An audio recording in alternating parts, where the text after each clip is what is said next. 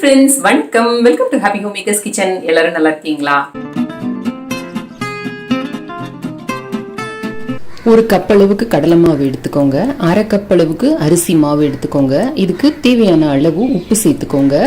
இதுல ஒரு வெங்காயத்தை இந்த மாதிரி நீள நீளமா கட் பண்ணி இதையும் சேர்த்துக்கோங்க.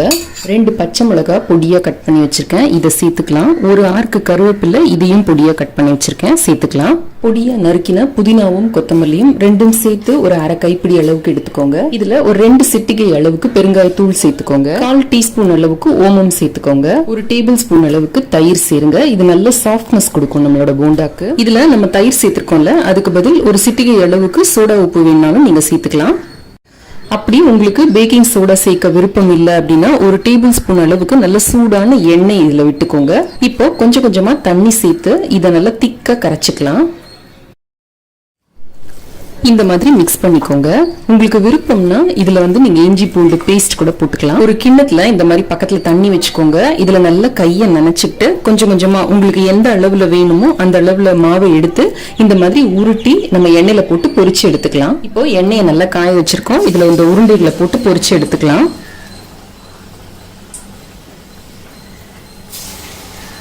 கையை அப்பப்ப தண்ணியில நனைச்சுக்கிட்டீங்கன்னா இந்த மாவு கையில ஒட்டாம நமக்கு ஈஸியா வரும் போடுறதுக்கு. நினைச்ச உடனே ஈஸியா செய்யக்கூடிய ஸ்நாக் இது. இந்த பக்கம் டீ காஃபி போட்டுக்கிட்டு இந்த பக்கம் ஸ்நாக் பண்ணிடலாம்.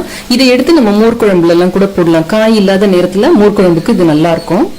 கொஞ்ச நேரம் கழிச்சு திருப்பி போட்டு நல்லா எல்லா பக்கமும் பொன்னிறம் ஆனதும் எடுத்தோம்னா நம்மளோட ஈஸி கடலை மாவு போண்டா தயார். காய் இல்லாதப்ப ரசம் சாதம், சாம்பார் சாதம், தயிர் சாதம், வெரைட்டி ரைஸ் அது எல்லாத்துக்கும் தொட்டுட்டு சாப்பிட்றதுக்கும் இது ரொம்ப நல்லா இருக்கும். உங்களுக்கு வேணும்னா இதுல கேரட்டு, அப்புறமா குடமிளகா, ஸ்வீட் கார்ன் அந்த மாதிரி பொடியா நறுக்கின வெஜிடபிள்ஸ் கூட சேர்த்து நீங்க இதுல பண்ணலாம். இதுல முட்டைக்கோஸ் போட்டீங்கன்னா கூட நல்ல டேஸ்டா இருக்கும்.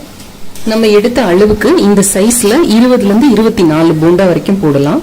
இந்த மாதிரி நல்ல பொன்னிறமா பொரிஞ்சதும் எடுத்தோம்னா நம்மளோட கடலை மாவு போண்டா தயார்.